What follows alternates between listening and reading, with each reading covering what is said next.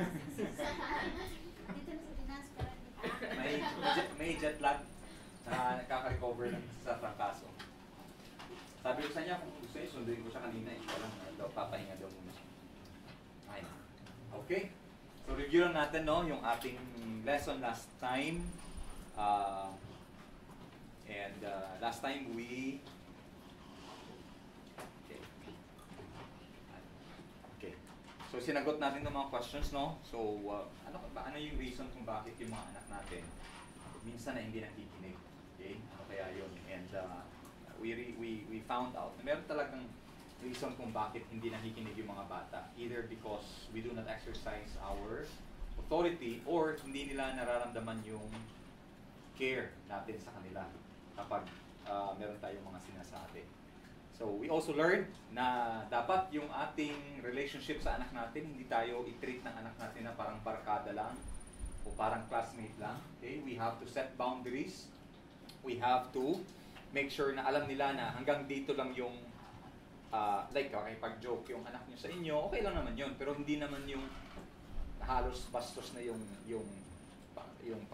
dating ng pag-joke niya. Or yung bigla-bigla ka na lang sisigawan ng anak mo sa labas or ano man. So we have to make sure that they know that we are the parent and not friend or a friend. Okay? 3, how do we deal with the why behind the what? Okay? Kailangan nating alamin kung ano ba yung reason kung bakit ginagawa ng bata yung kanyang ginagawa. Kasi sigurado merong reason yan. And number 4, ano yung binigay ng Panginoon na pwede natin gamitin sa paggabay natin sa mga anak natin. Ano kaya yun? Naalala niyo ba? No. Ha? Ano yung gamit na ibinigay ng Panginoon para gamitin sa paggabay ng mga bata? Pamalo. Palo agad. Padre, huwag ka muna ang anak. So yung pamalo po, yan po ay, again, yan po ay gamit kapag hindi sumunod. Pero hindi yan yung gabay. Okay? Yun sa isip ko. Ang gabay po ay yung salita ng Panginoon. Okay? Ang salita po ng Panginoon, yung gagamitin nating tool sa paggabay sa mga anak natin. Okay?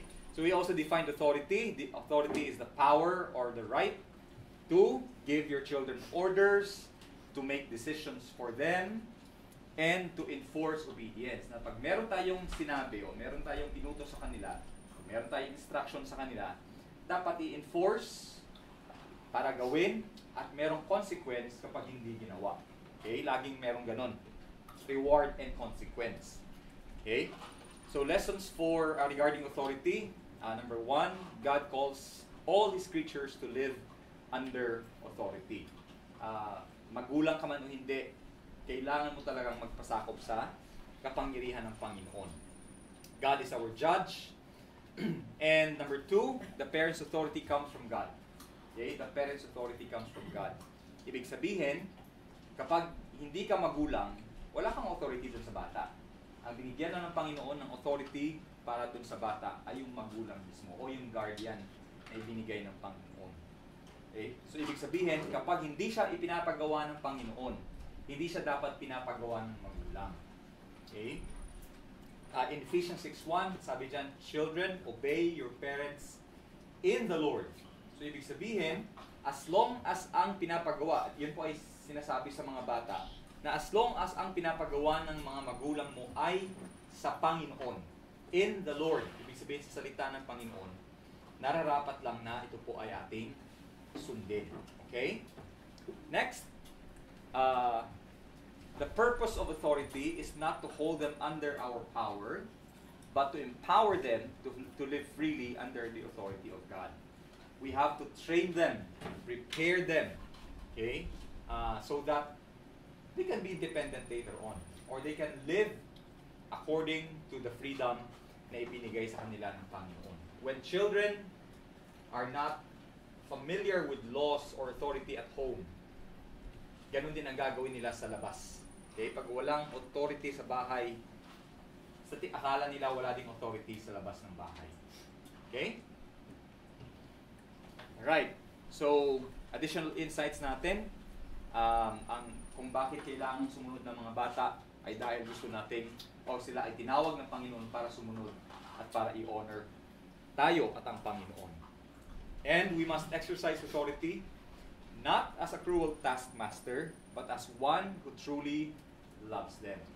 Okay? Hindi po tayo amo ng mga anak natin. Tayo po ay magulang. Okay? Hindi natin trabahador yung mga anak natin. Dapat ang motivation kung bakit natin siya ginagawa is because of love. Okay? Pag-ibig natin sa mga anak natin. And children generally do not resist authority that is truly kind and selfless. Alam niyo yung mga bata, magpapasakop yan kapag nakita nila na yung kapangyarihan mo ay may kabutihan, kindness is what? Anong Tagalog ng kindness? Kabutihan. No? Kabutihan at hindi siya pansarili. Okay? Katulad niyan, sabihin mo sa anak mo, nak, mag-aral ka ng mabuti. Anong reason, Nay? Para makaakyat din ako ng stage. Ikaw pala talaga may pangarap. Ikaw pala yung gusto mo talaga may achievement, hindi pala yung anak. May kita ng anak ng bata yan kapag yung ipinapagawa mo ay para sa kanyang unrealized na mga pangarap. Okay? O para talaga sa kanya. Ngayon, pag sinabi mo, nak, mag-aral ka ng mabuti, para maganda yung kinabukasan mo. Yun maganda. Pero yung sabi mo, nak, mag-aral ka ng mabuti, para pag yung honor student ka, alam mo na, nung bata ako, hindi naman ako nakaakyat ng stage. Dapat this time makaakyat ako na. Masarili, no? Na makasariling hangarin ng magulang. Okay?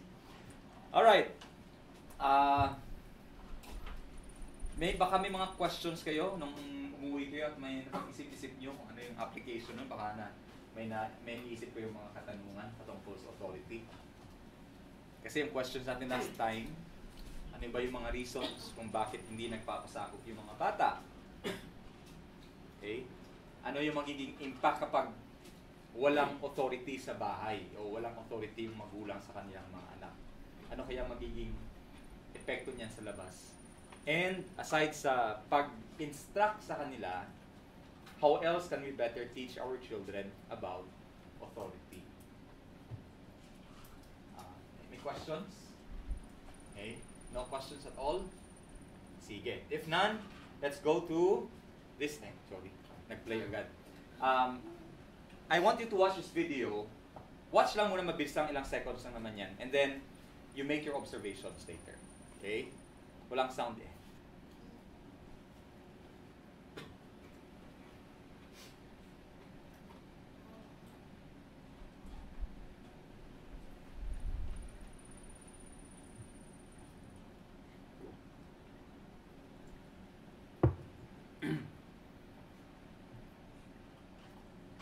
Okay.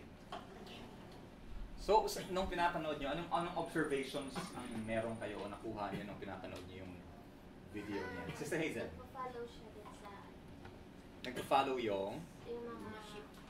okay? Sumusunod yung mga tupa o yung sheep sa may-ari. Okay? Yes? Brother Ethan? Brother Liam? Sorry. And the younger sheep are following the older sheep. Okay, the younger. And the older sheep are following the leader. Okay. So, merong hierarchy, no?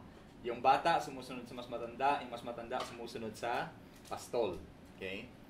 Yung payat sumusunod sa mataba, sa malusog. Okay? Okay, good observations. Ano pa? Yung kambing na apat ang sinusundan eh. Ano na? Yung kambing. Apat na kambing sa una. Sila yung sinusundan. Kambing yun. Alam niyo ba na ang kambing mas adventurous kaysa sa mga tupa?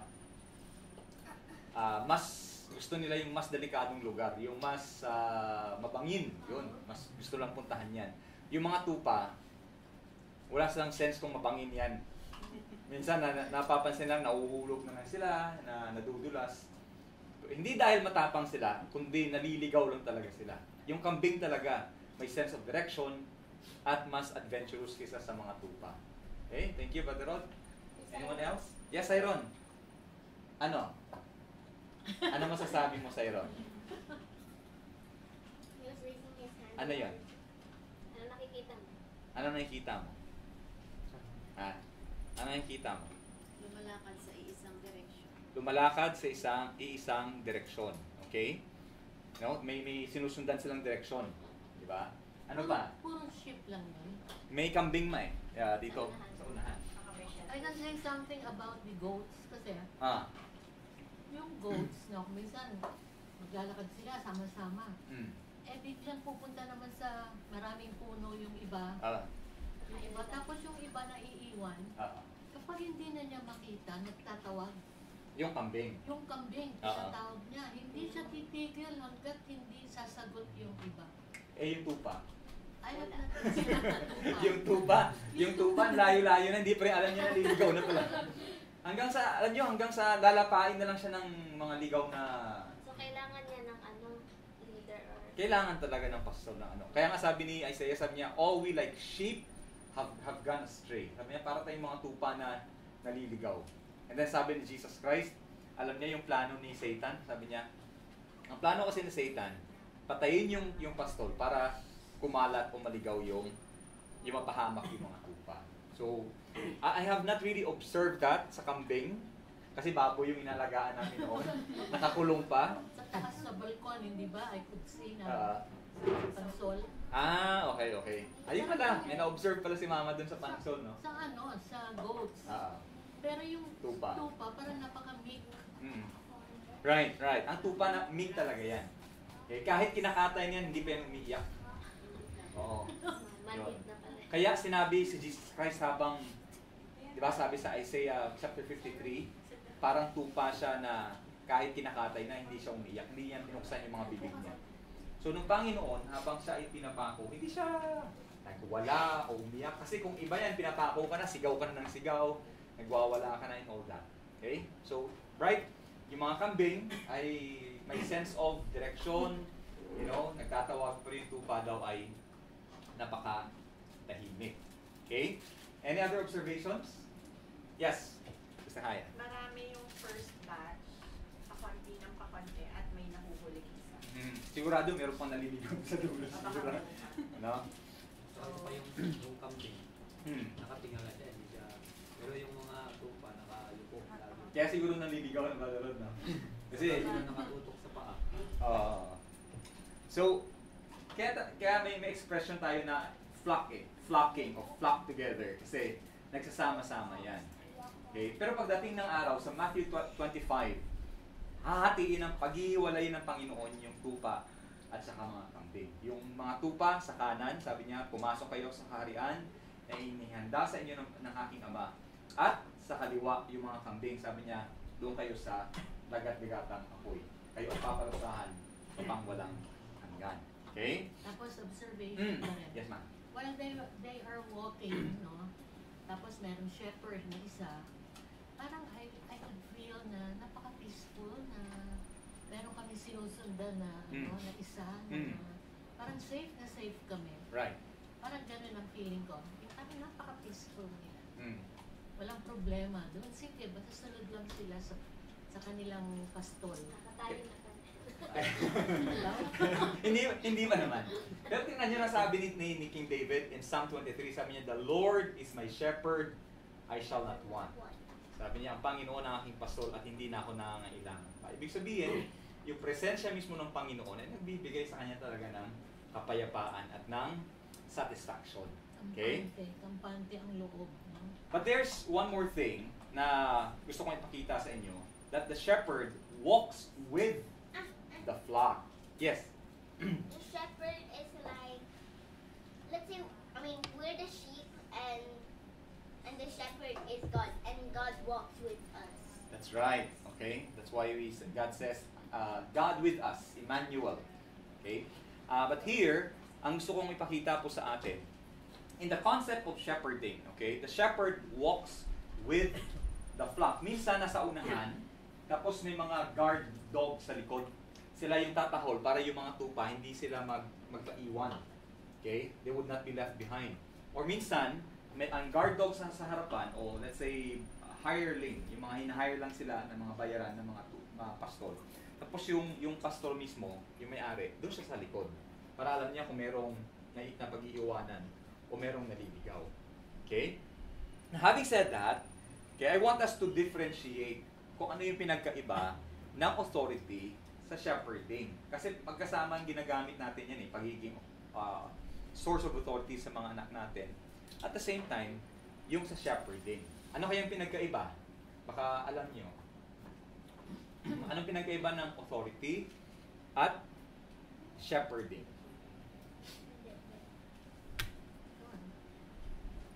Yes. Parang yung authority is napapakita lang ng kanyang level of Okay. while shepherding is So sa order, authority, may hierarchy. Tapos shepherding, is yung going down to teach na. pag stoop down mo dun sa, kumbaga bababa ka sa level dun para maturuan mo. Okay? So authority. Ang tingin ko sa authority, medyo mahigpit. This is it. Ako yun. Hindi, joke lang. Oh, this is it. Pero yung sa shepherding, kasi authority eh. Ah. Pwede siyang maging dictator. Okay. Pwede siyang mahigpit talaga. Pero yung shepherding, para bang you go down to the level na parang inaano mo sila, embrace Parang mo sila. mother hen, Oo, parang mother hen. naalalayan, inaaruga, okay? Sige. Pero negative ba ang authority? Hindi naman. Maliban na lang kung i-abuse, di ba? Nakita natin kanina kung gaano ka natin kailangang gamitin yung authority natin, like sa kay Eli, sa mga anak niya, at gaano ka kailangan na magabayan natin yung mga anak natin. Okay? So, let me just show the difference between authority and shepherding. When you say authority, it is the parent's relationship to the child. So, pag sinabing relationship, I am the decision maker. I am the one who gives the commands. I am the one who enforces the command. Okay? May hierarchy, may order. Yung Diyos, okay? Ang Panginoong Kristo, yung Ama, o yung mga magulang, tapos yung mga anak. Pag binaliktad mo yan, yung authority na yan, hindi maganda. Magiging magulo. Okay? Magiging problema. So, authority is your relationship with your children, while shepherding is your activity with your child. Ibig sabihin, I am the decision maker, pero pagdating sa buhay, I have to be involved with the lives of my children. Parang kanina sa video, hindi pwedeng sabihan lang ng pastor yung mga tupa, pumunta kayo sa kabilang part ng bundok, doon kayo kumain. Kailangan nyo samahan yan. Okay? In the same way, a parent in shepherding the children, he exercises or she exercises her authority, at the same time ay sinasamahan niya. Okay? He gets or she gets involved with the lives of the children. Okay? Hindi pwedeng nakatayo ka lang dan, o ito, o ganyan. Okay? Parang taskmaster ang tawag dyan. Okay? Ikaw yung amo. Pero kasi hindi tayo amo. We are shepherds of our children. Okay? Now, in shepherding, the parent shepherds the child to understand not just the what. Okay? Ano yung ginagawa? And then, at the same time, pinapakita mo din o tinutulungan mo yung bata na maintindihan niya kung bakit ginagawa niya yung mga bagay na ginagawa niya. Example, pag yung bata, tulad niya, ayaw mag-share. Sayang sa mga laging napapansin natin sa mga bata, ayaw mag-share. Okay? So that's the what. Okay? What is the what? Not willing to share. Now, if you try to answer the why, ano kaya yung mga reasons kung bakit ayaw mag-share ng bata? O sige nga, Liam. Why?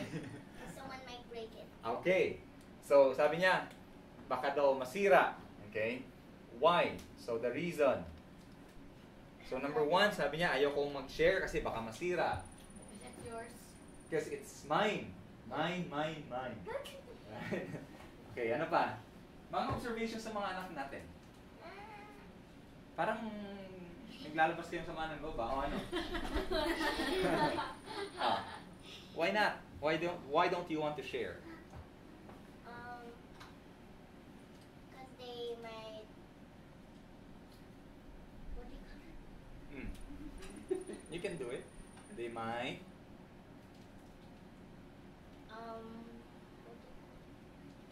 If it's like a baby they might like eat it if it's small stuff. Ah, okay. So, baka daw maging harm sa mga isang bata pag let's say pag shinare niya. Parang classmates ito eh. Nag-share na yung mami, yung shinare na parang Orbeez. Orbeez. Oo. Parang mga blue na Hindi gel ba yun? Yun yung malaki. Tapos tinunaw sa tubig. It would Tapos multiply. uminom sila.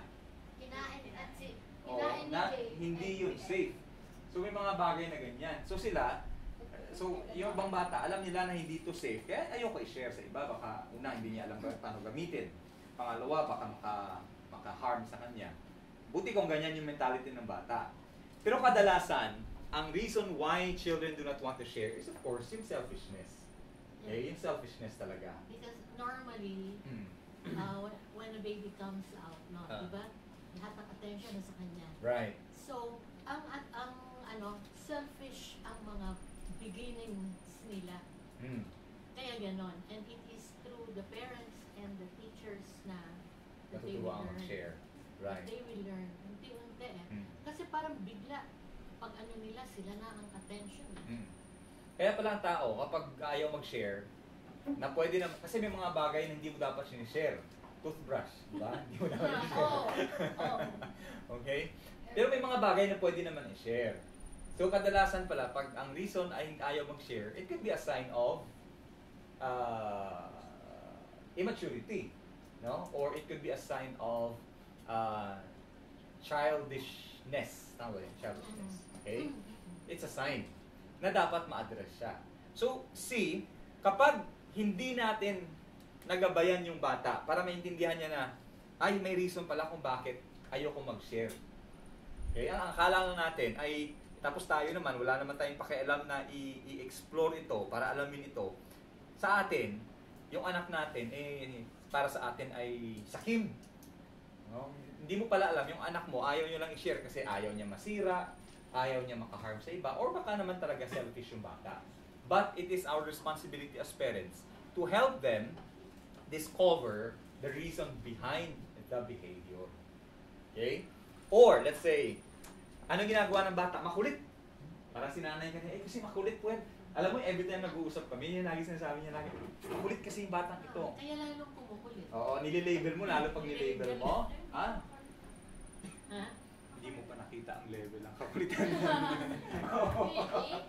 Makulit talaga yan. Oo.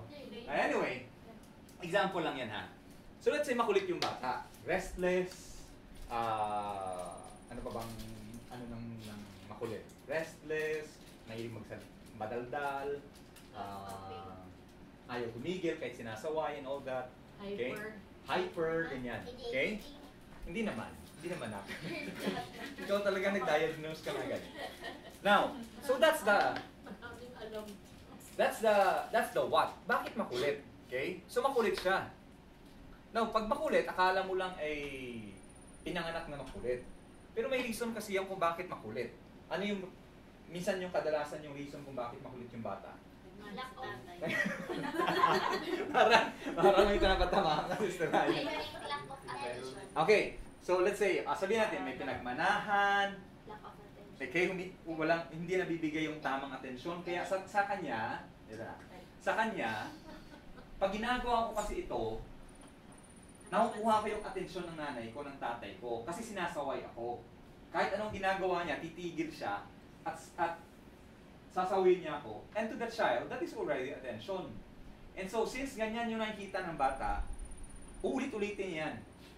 Para sa kanya, that is his way or her way of getting the attention that is much needed.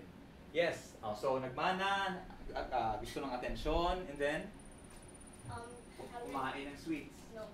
Ano? Then be trained properly. Okay, so hindi siya na-train ng maayos na paano mag-behave sa lugar, sa mga kung ano yung mga kung nasaan siya, sino yung mga kasama niya.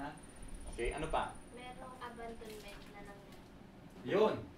Parang lalim ng hugot na yun.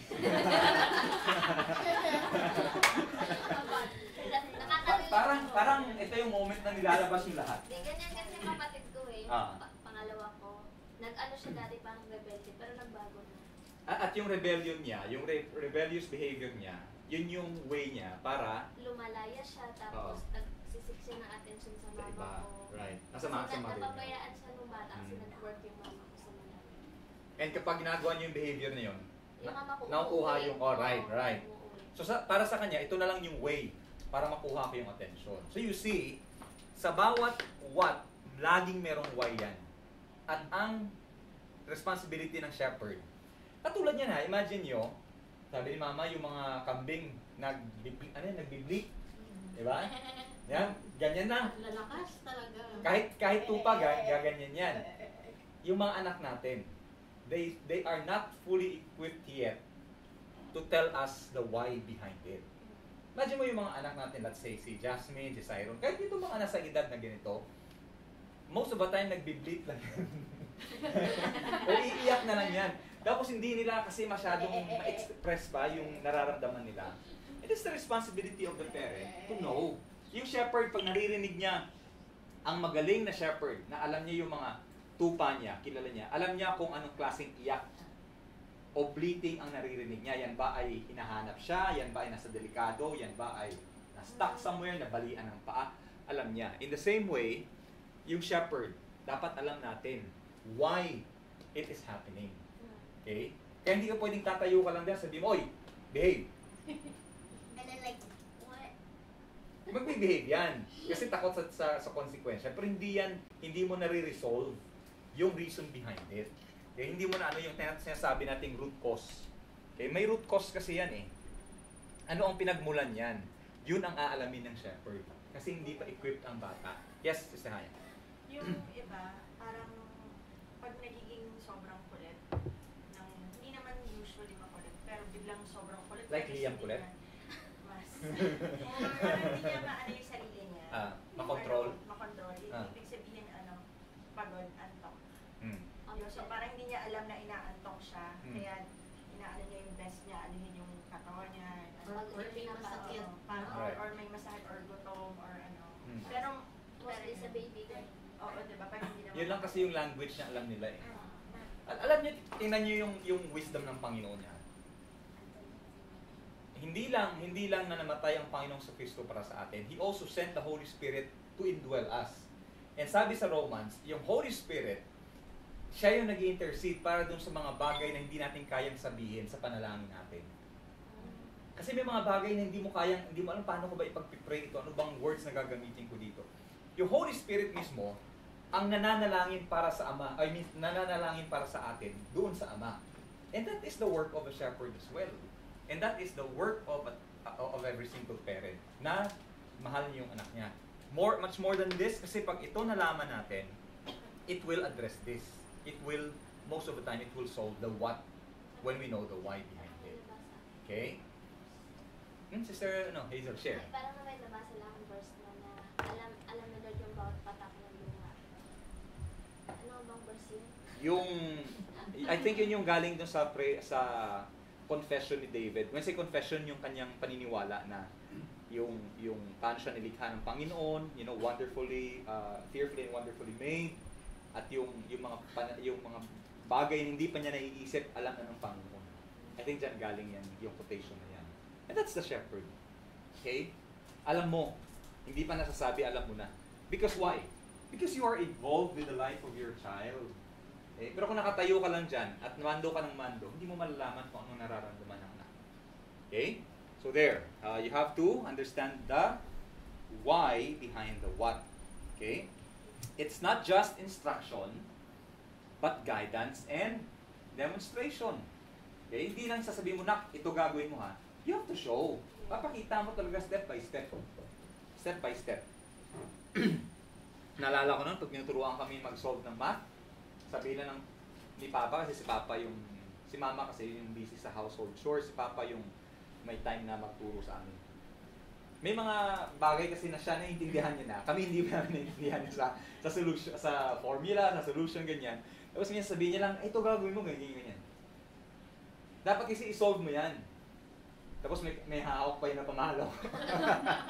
Na pag nagkamali ka. Ngayon, may mga paraan kasi na ikaw lang bilang nagtuturo, ikaw lang nakakaalam yan.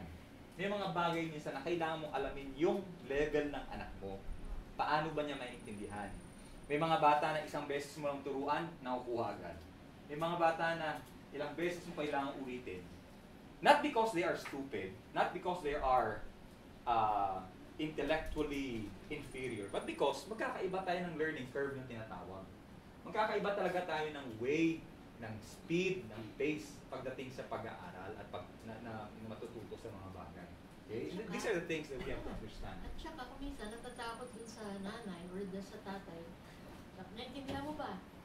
Yes. Oo. Sabi mo, Eh, although hindi, kasi mapapagalitan ka. Yung tanong mo ba naman na pananako, syempre, hindi ba naintindihan ng bata? Oo, naman yan kasi yung tanong mo ba naman may kasamang pagbabanta Di ba? Yan ang threat. Do you understand? Even if you don't hear. Okay? So not just instruction. You have to, again, guide and demonstrate. Okay? So yon. Another one, it is not just direction. Di lang doon mo gagawin, doon mo siya dapat puntahan. But also honest communication. Okay? Pag sinabing honest communication, ibig sabihin, ikaw bilang magulang, share mo din sa anak mo ano yung mga struggles mo. Okay? Kasi minsan ang tingin ng mga bata sa atin ay superhero at hindi nagkakamali at walang struggle sa buhay. They have to know. Nasabihin na, katulad yan, sabihin ng bata, I'm struggling kasi with prayer Ang hirap na hirap ako mag-pray. Ikaw bilang magulang, pag open up yung bata, kaya it has to be an honest and open communication. Sabihin mo din sa kanya, ako din, alam mo, pag nagpipray ako, may nakakatulog ako. Which means, na hindi lang pala siya mag-isa sa struggle na yan. Kasi alam niyo, ang malungkot sa bata, pag iniisip niya na siya lang ang dumadanas ng ganyan. But when they know that you as a parent are also struggling and yet na-overcome nyo sa tulong ng banal na espiritu, may kita niya, ay, kinaya ng father ko, kinaya ng mother ko, kinaya ng guardian ko, kakayanin ko din pala sa tulong ng Panginoon. So you have to be open.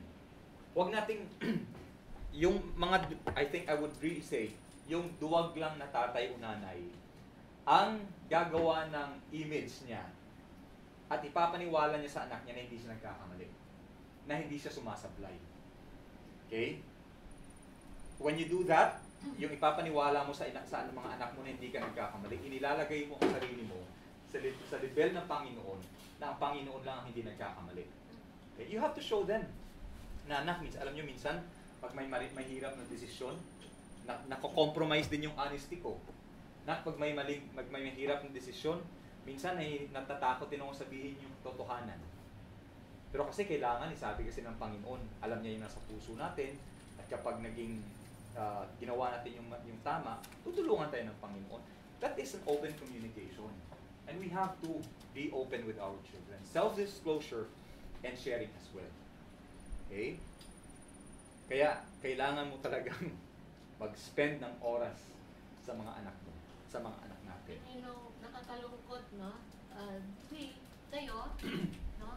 You have time for your children. No? Pero generally, napakarami na sa mga different homes, no?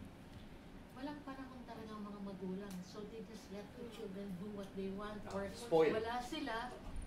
Kunyari, yung mga poor people din. Poor kami na. You are very rich. In Christ. We are very rich. So pag busy. Super busy kasi nagtitinda rito, o kaya nagsasaka.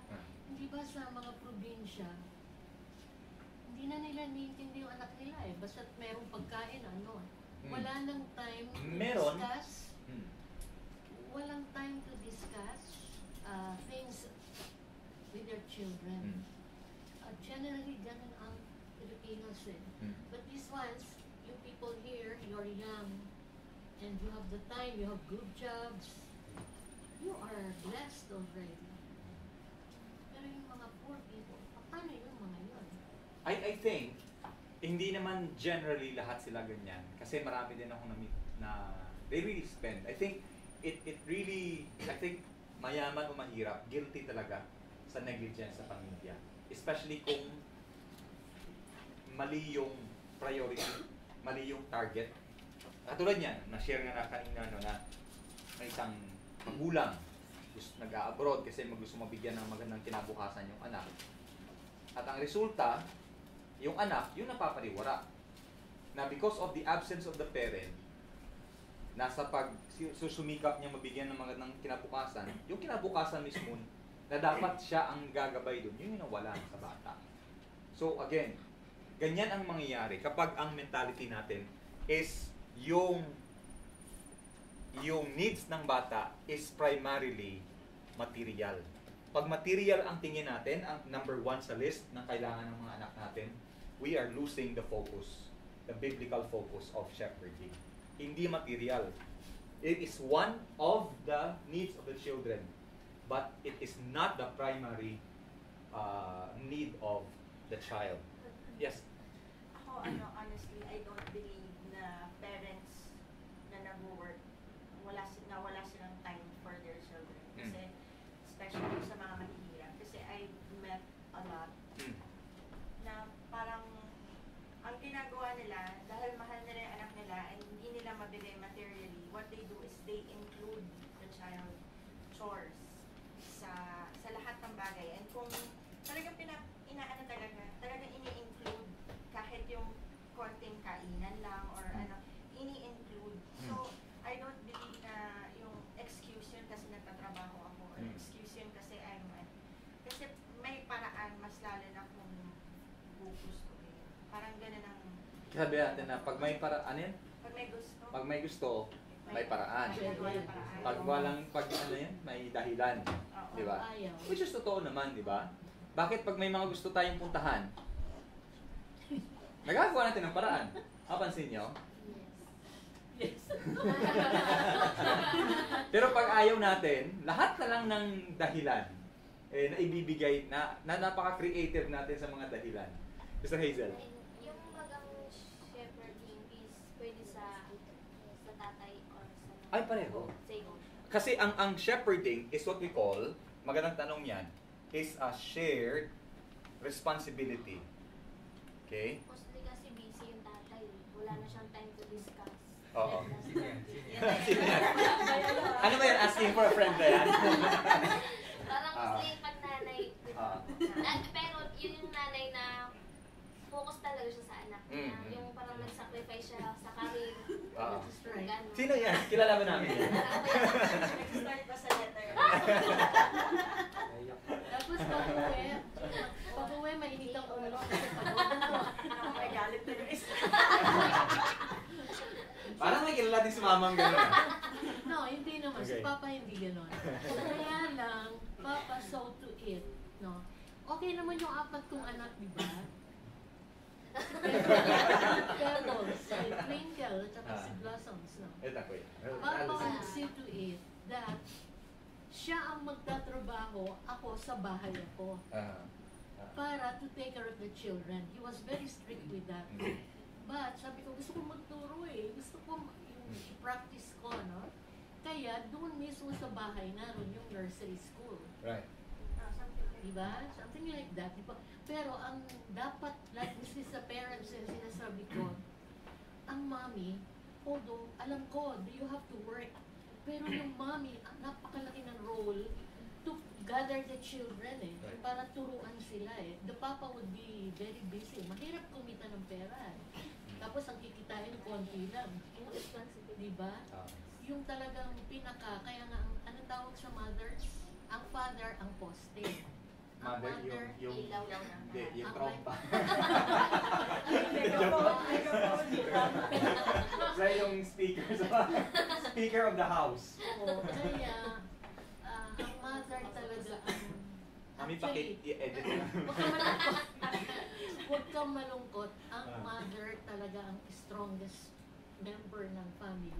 Actually, yung mother, siya yung nagbabind eh. Oo, siya. Because Siya ang of nagbabind that. sa family eh. Oo. Napapansin niyo. Because the role of the father is napakabigat. Oo.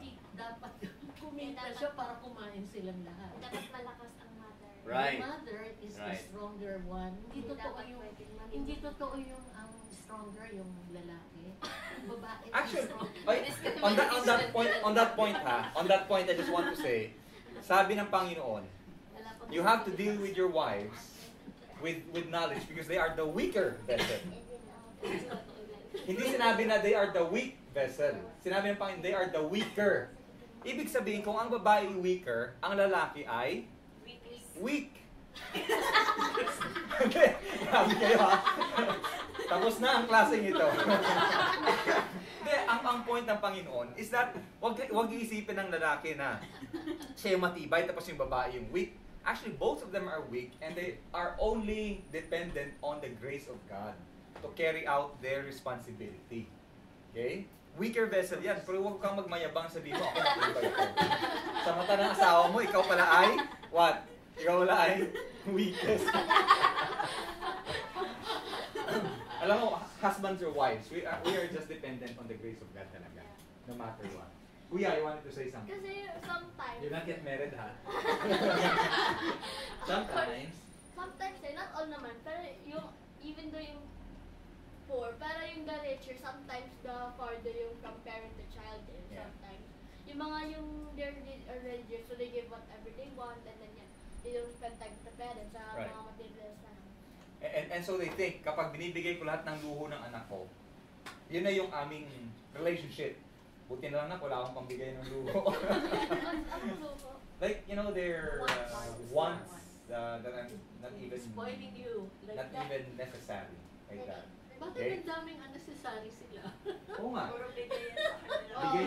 Bigay. And kadalasan, ito yung mga Almost magulang every na, week merong bago. yung mga magulang in pursuit of, madalas, katulad yan, yung responsive, yung work nila, it requires a lot of traveling or many days away from the family. Okay? And so, yeah, yes, wait lang yan. So when I say shared responsibility, hindi mo siya pwedeng sabihin na trabaho lang ni ganito, trabaho lang ni ganyan. Okay? May mga bagay sa bahay o sa tahanan na mas magaling talaga ang asawa, yung lalaki sa babae. Pero pagdating sa parenting, sa shepherding, it has to be a shared responsibility. Huwag iasa sa asawang babae o huwag iasa sa asawang lalaki.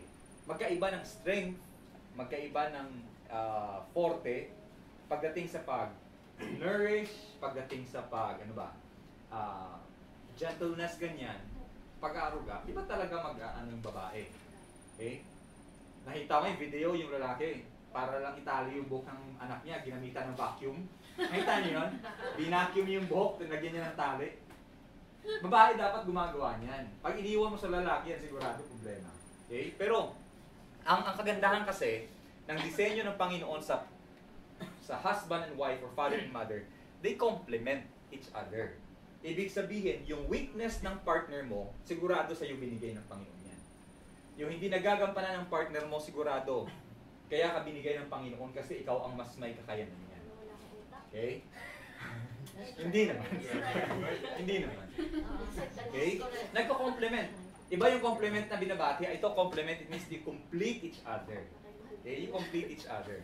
Yes, Liam? To say, it's not about the man or woman is stronger. Okay. I would say that the poor is stronger than the rich. Why? Because the poor will do anything just to live, and the rich men, they normally just get servants just to get what they want. Okay. Or So- for them to do what. So they are more persistent because they have to do it Yeah. on their own. Okay. That's right. Okay, You're thank you. correct. Okay, that's why we will remain poor. Right. What good point, Liam? Yes? To add lang about the shared responsibility na kasi yung sa mentality kasi natin na pag ang wife, na yan, toka na yan sa mga sa mga chores and all. Parang parang for a woman for a wife to parang siguro ina-expect rin kasi ng wife na parang since parang per day Parang may nalalabas tong... Ganun nga sana dapat. Oy, parenting ko, hindi to marriage counseling ah. Next time kayo sa Sige. Yun yung ibig ko sabihin, hindi dapat gano'n. Okay. Kasi Walang bilangan. Walang bilangan. Pero kasi yung responsibility naman ng husband, it's not only to work, but also to be the head. Kasi parang kami, I'm expecting more na si Papa ang magiging spiritually. If the mom is yung stronger ang spirituality niya, we tend to not really Follow. especially if the husband does not do it. Really? So, yun ang yun yung, I don't know how to say it, pero parang ganun. Yes. Oh. I understand you. I understand. So, ibig sabihin, Kanya-kanyang cases yan eh. so that means to say talaga na I think instead of focusing doon sa mga pagkukulang ng isa't isa, I think if you really want to build your family and to bind it, dapat isipin mo ano kaya ang maiaambag ko na hindi niya maibigay. Okay? Yung parang parang hindi siya ganyan kadisiplinado. Ay, di ko pala yung kaya kong gawin. Sabihin naman ng isa, katulad sa amin, honestly, sabi ko kasi sa Haya, mas gugustuhin ko maghugas ng pinggan kaysa magligpit ng mesa. Ayoko nagliligpit ng mesa. Pero iwan niyo yung mga hugasin. Iwan yung mga hugasin diyan. Papatulang ko 'yan. Ibig sabihin, may iba't iba tayong nagko-complement talaga eh. Mga judge Oo. sa bahay. At katulad niyan, sabihin natin, bakit napunta tayo sa responsibilities ng magulang sa next time na yan sa marriage counseling ha. What I'm trying to say is, yung responsibility sa pagpapalaki sa napunta sa mga hugasin. Bata yung nag-uusapan natin. Yung pagpapalaki sa mga bata ay responsibility ng parehong magulang. Okay? Hindi lang tatay, hindi lang nanay. Yes, Padre Rod. Sige, Padre Rod. Ibahan mo. Naglalaro sa mata niya. Go. Sa mga bata kasi, iba-iba kasi talaga ang bata. Meron yung kailangan nila yung mas matigas na Mas firm. o mag-discipline sa kanila. Nasa lalaki man yun o nasa babae. Depende sa bata kasi. Tapos, importante din yung environment ng bata. Siyempre. Yung mga kasama nila natin. Yung number one. Tapos sa church. Yes. Sa church talaga yung bata, malaking bagay talaga. Kaya dapat iuwi natin yung church. No, I'm not joking ha. Iuwi nyo yung church. Ibig sabihin, dapat after Sundays, na-experience din ng bata yung na-experience nyo sa simbahan on Sundays. Kapag sa simbahan, nagpipray tayo. Pag uwi ng bahay, nagpipray tayo. Pag simbahan, kumakanta tayo. Pag uwi, kumakanta. Pag sa simbahan, nagbabasa ng salita ng Panginoon. Ang nangyayari lang sa bahay, sermon.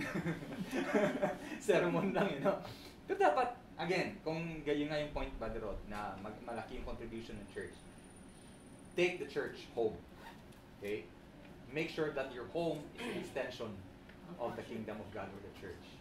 Anyway, may tutugtong ka pa. Kasi sa side namin kay Aaron, mas mahirap siya. Hindi kagaya nung dating kausap siya.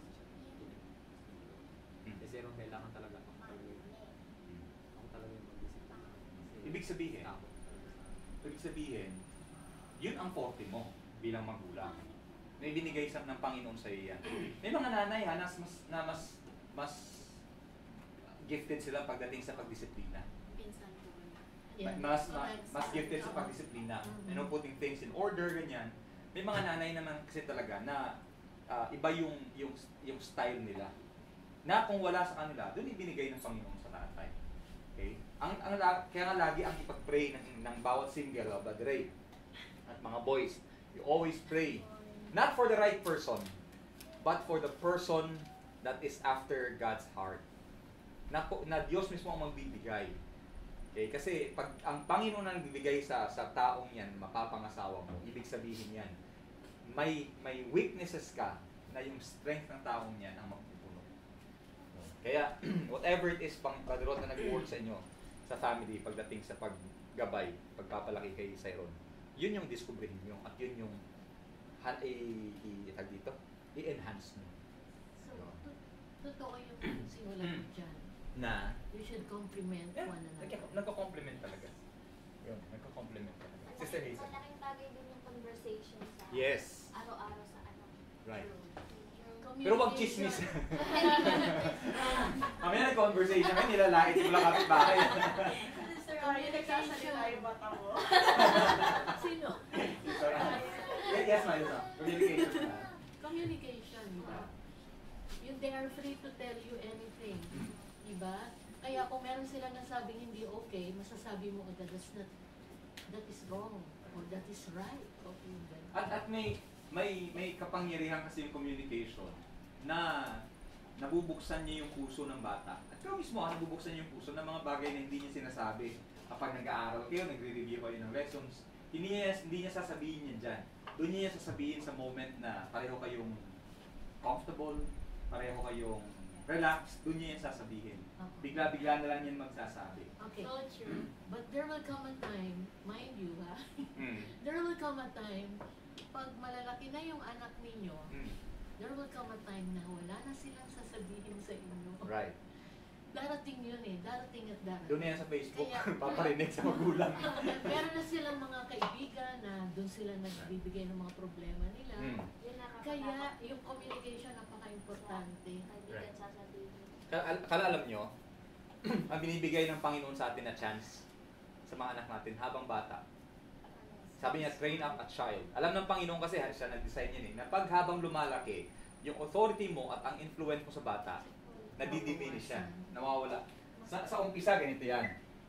Diba? Sa umpisa, ikaw magulang eh. So, ang influence mo sa anak mo, mataas pa. Pero habang tumatagal, habang tumatanda sila, mawawala na rin yan. Sarili natin. They have to make up their own. Kaya habang nandito ka pa sa part na to, you have to really make the most out of that opportunity. Training talaga. Huwag nyo antayin na, hindi, pag lumaki yan, magiging matino yan. Tingnan nyo si Hophni and Phineas.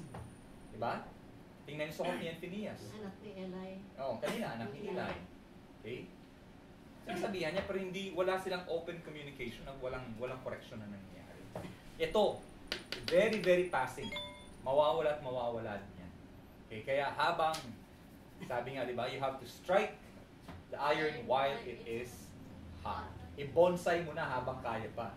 But Okay. there will also come a time, kunyari, malalaki na yung mga anak ninyo, no?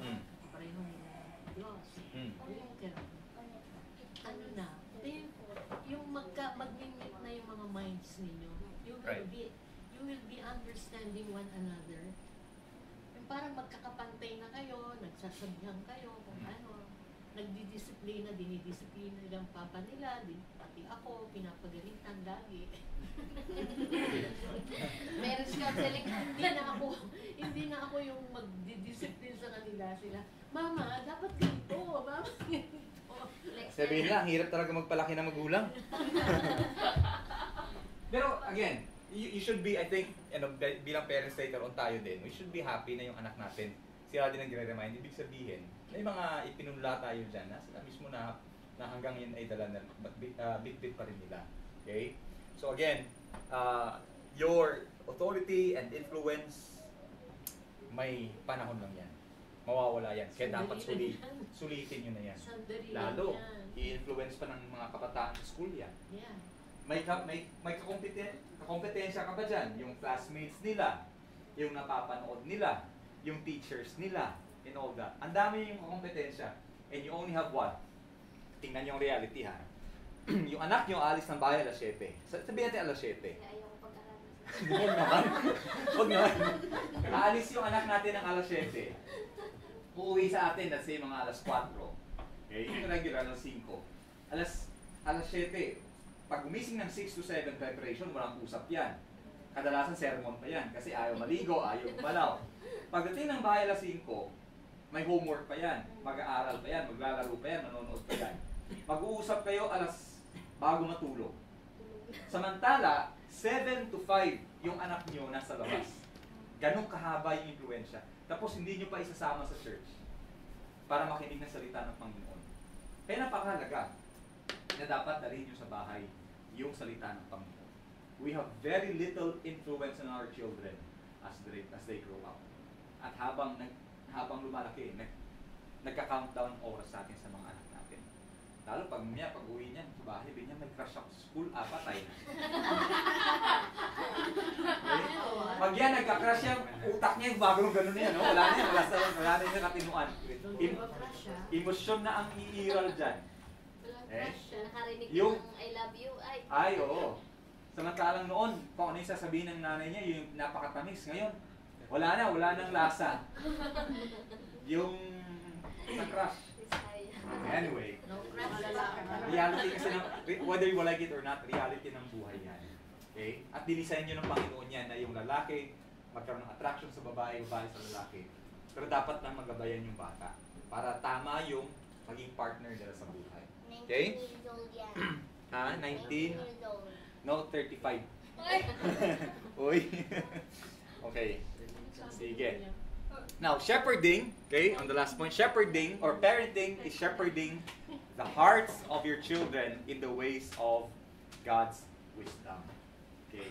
Ang puso ang ginagabayan natin. Sabi ng Panginoon, you guard your heart. Bantayan niyo yung puso niyo. Lahat ng mga issues ng buhay dyan ang gagaling sa puso natin. Okay? Kaya, mahalaga ito. Ito talaga. Why our children do things, or why, or the why behind it. Okay? Sabi ni King Solomon, he that walketh with the wise, or he that walketh with wise men shall be wise. Okay? Ibig sabihin, kung wise yung parent, binigyan ka ng wisdom ng Panginoon, it's your responsibility na yung anak mo ay lumakad din sa path na ibinigay ng yung inihanda ng Panginoon. Otherwise, yung anak mo maghahanap ng ibang companion yan. And sabi, a companion of fools shall be destroyed. Dalawa lang option ng bata. Wise bilang magulang o ibang influences sa labas ng tahanan natin. Okay? So, piliin nyo yung mga sinasamahan ng anak nyo. Okay? O piliin nyo din yung mga sinasamahan nyo na napapanood ng mga anak nyo. Minsan may mga barkada tayo mga magulang na hindi pala magandang example sa mga anak natin. Okay? Now, finally, last slide na po ito. What is the role of the gospel in shepherding? Kasi sabi natin, God gave us this tool para i-guide natin yung mga anak natin. Okay, paano ba natin siya gagamitin? Sabi ni Apostle Paul, and ye fathers, provoke not your children to wrath, but bring them up in the nurture and admonition of the Lord. Ang nurture dyan, it means to say, yung paghubog mo sa anak. Okay? Nurturing. Okay? Kasi hindi lang nature, kasi di ba, sinabi ni Brother Rod kanina, yung nature, which is the, and the nurture, the nature, and the, dalawang factors po kasi ito eh.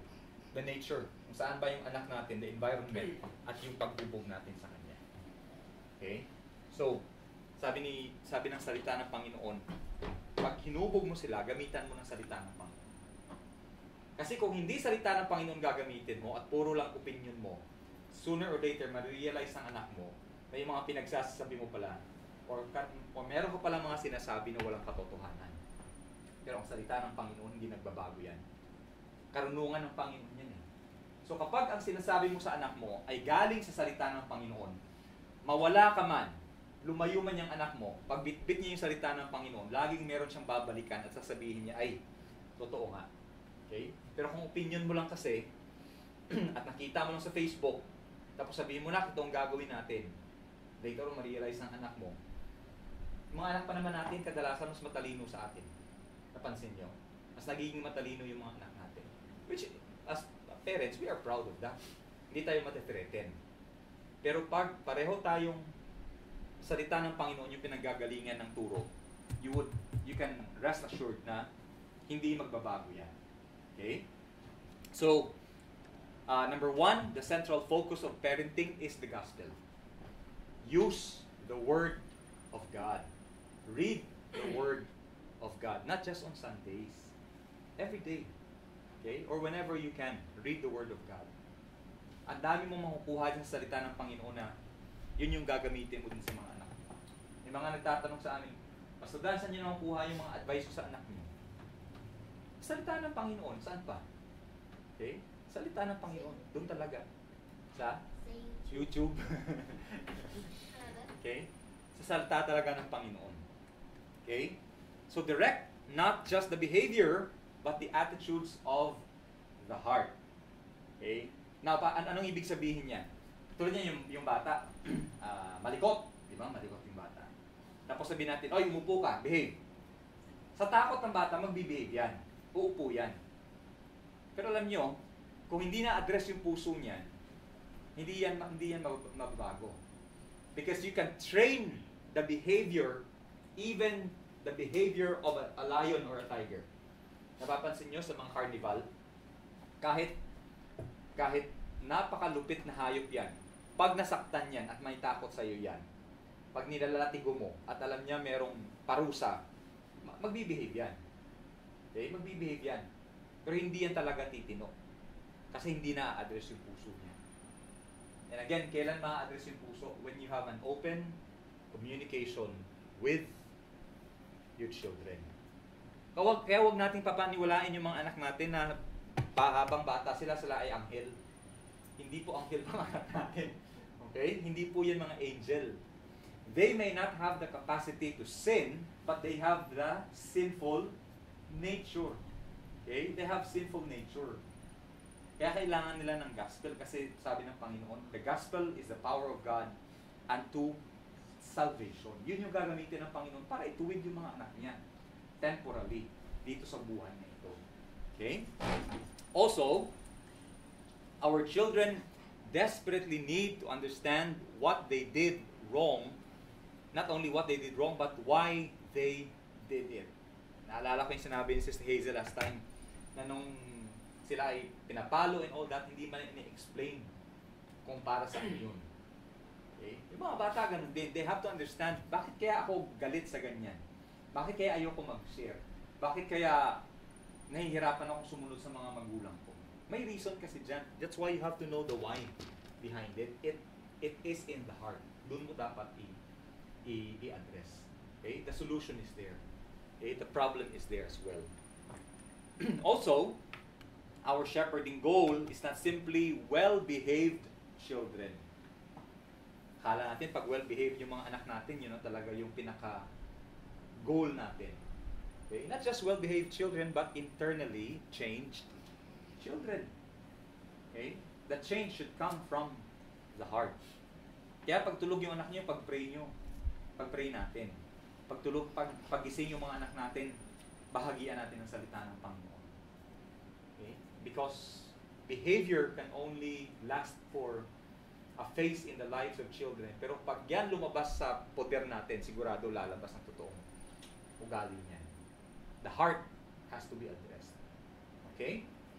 Questions po, insights regarding dyan? Baka meron kayong gustong idagdag?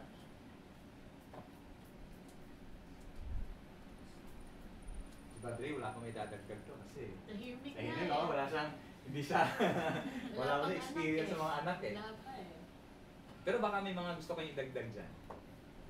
Insights. Zip, wala. Pero nakuha nyo na yung totoong problema talaga ng tao nasa puso. Hindi lang sa bata eh. Sa bawat tao yung problema nasa puso. Kaya puso yung... Kaya sabi ng Panginoon, darating yung araw, sabi niya, I will give you a new heart. Okay? A new spirit and a new heart. Kasi alam ng Panginoon kung gaano kasama yung puso ng tao, kaya puso mismo yung papalitan niya. Kung gaano ka broken. Broken. Sabi niya, the heart is desperately wicked. Who can know it? Walang tao na kaya niyang abutin yung kailaliman ng puso niya. Diyos lang ang nakakaalam ng kailaliman ng puso natin. Kaya ang heart, it is always associated with deception. Okay? Sabi niya, the heart, the Word of God says, the heart is deceitful above all things. Okay? Kaya siya sabihin ng tao, just believe in your heart. Follow your heart. No. Follow the Word of God. Ang daming tao na sumablay sa buhay dahil puro puso ang pinapairal. Okay? Huwag puro puso. Salita ng Diyos yung paiiralin natin sa buhay natin. Okay? Parang seryoso nyo yun na. Gusto nyo balik tayo sa marriage counseling? Okay. Finally, in open communication, our children should understand that all must deal with sin within us. Sila at tayo, pare-pareho tayong may pinagdadaanan at kailangang laban ng kasalanan. Okay? And that the gospel is what sanctifies us. Yung salita ng Panginoon ang siyang nagpapabanal sa atin. Okay? Kahit anong palo mo sa anak mo, hindi magiging banal yan. Ang panlabas lang ang ma-address dyan. But if you want the change to be from the inside, use the Word of God. Okay? Use the Word of God. Okay? So, application questions. What is the role of the heart in a child's life? Ano ba ang role ng puso sa buhay ng bata? Let the child say it. Let the child say it, share it. Okay, let the child share, yes. Open communication. Open communication. Heart is the central hub of a person's life or a child's life. Okay, yun ang nagiging ang role niyan. Okay? And then, ito, when was the last time we had an open and honest talk with our children regarding their struggle with sin? Don't answer at parents na muna. Okay. I mean, kung hindi nyo man kailangan sagutin ngayon yan, pero I think you should see the importance of sitting down with your children, pag-usapan nyo. Baka meron ng pinagdadaanan yung anak mo na kasalanan na kailangan nyo i-address. Kasalanan na, ito niyan, yung pagiging sakim, pagiging impatient, pagiging... Initin ng ulo. Ano ba? Mainitin ng ulo. May temper, mainggitin. Ang dami. Magsisilabasan kasi yan eh. Habang na-expose, magsisilabasan yan. Ask your children, ano ba yung kanilang struggle sa buhay? Okay? Para ma-address natin. When is the best time to, may nagawa nga hindi okay? When is how should you talk to the child? Formally? Or pwede naman? Kadalasan kasi sa amin lang to. We set, like sabihin namin, usap tayo mamaya. No? Wag naman yung di ba, nagkamali yung anak niyo sa public, doon yung talaga sisigawan. O gano'n. Okay? Kasi when you do that, doon pa lang sinasabi mo na sa anak mo na, yung gagawin ko sa iyo walang pag-ibig to. Dito nga, hiniya na kita agad eh. Okay? You have to address. Siguro you have to prevent it kung nasa public, pero yung pag-address at yung pag-uusapan nyo, you do it privately sa bahay. At pag pare-pareho na kayong malamig na ang ulo, huwag niyong pag-usapan pag pare-pareho kayong mainit ng ulo. Lalo na pahiya ka bilang magulang. Gusto mo talagang maghiganti ngayon. Tapos anak mo pa ang paghihigantihan. Okay? You have to do it privately kapag ready na kayo. But it has to be urgent. Okay? Huwag niyong next week or no. Kasi ang kasalanan habang di na-address yan, lalago yan eh. Okay? It has to be confessed. Teach your children to confess and repent of their sins. That's one of the best things you can teach them. To confess to God and to repent of their sins. Okay? At dapat alam nila may consequence yung pag-disobey nila. Ngayon, pag nakita mo naman, di ba, nag-open communication kayo. Tapos ngayon, nakita mo naman na yung anak mo ay remorseful naman, nagsisi talaga at hindi niya nauulitin. I think pwede namang hindi mo na agad yan sakit. Huwag mo nang paluin. Huwag mo nang saktan. Kasi hindi naman agad-agad yan eh. Ngayon, pag sa tingin mo talaga, wala talaga siyang intention na tumigil at uulitin niya na naman, then you have to implement or impose corporal punishment o yung palo. Okay? Pero pag habang nakita mo naman, nagsisi naman yung anak mo and all that, patawarin mo na. Minsan, mas matagal pa tayo magpatawad kaysa sa Diyos. Yes. Diba? At ginagamit pa natin yan na parang pahirapan yung anak natin. Alam na natin kasi na may hirapan siya pag di mo pinatawad, pag di mo kinausap. Kasi ito yung gagamitin mo talaga na punishment sa anak mo. Okay? Huwag. Mas mahabagin pa ang Diyos sa atin. Be merciful, for your Father in heaven is merciful. Diba? Ito niyan.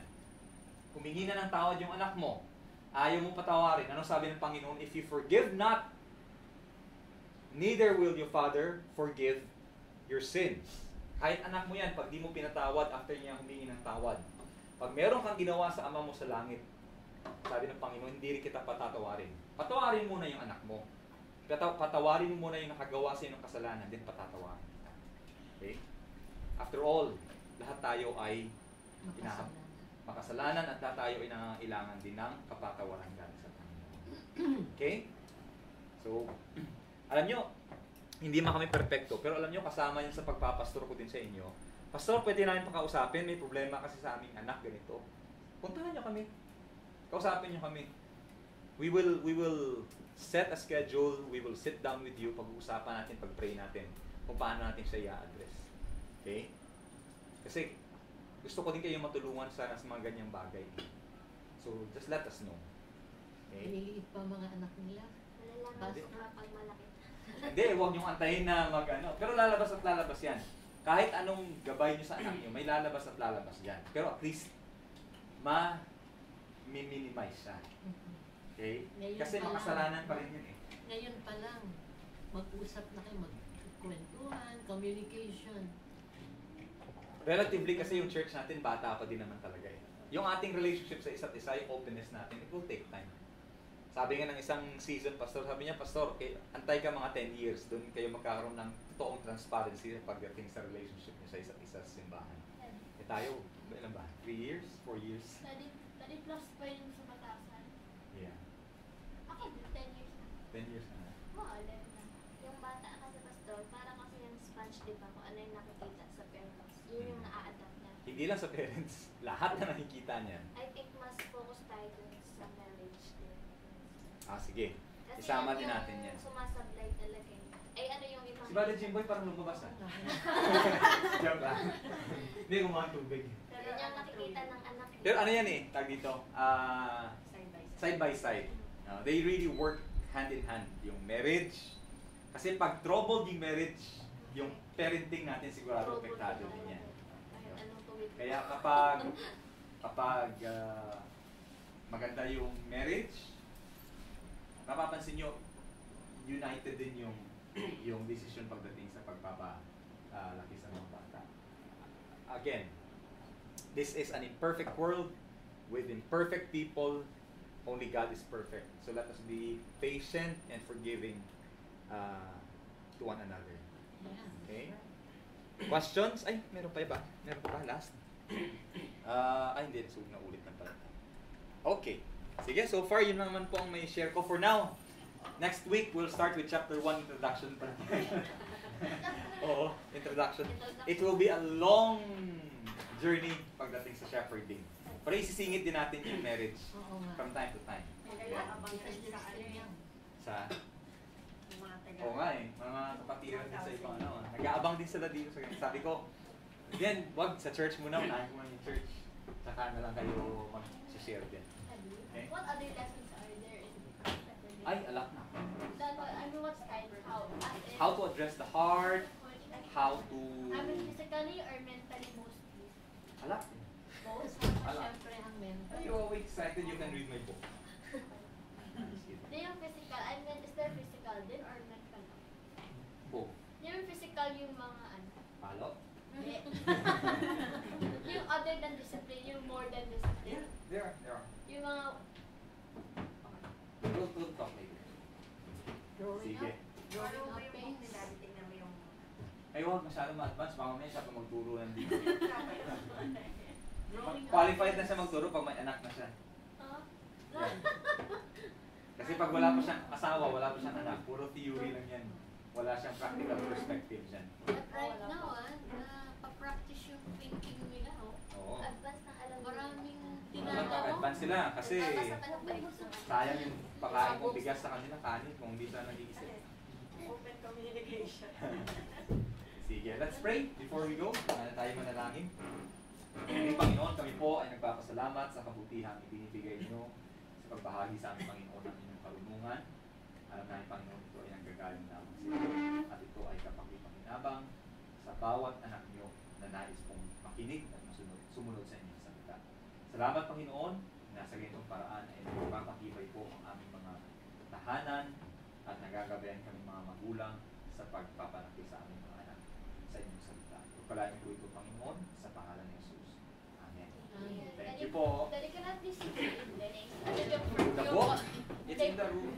Can I see the table of Okay, yeah. Okay, I'll rest na. I have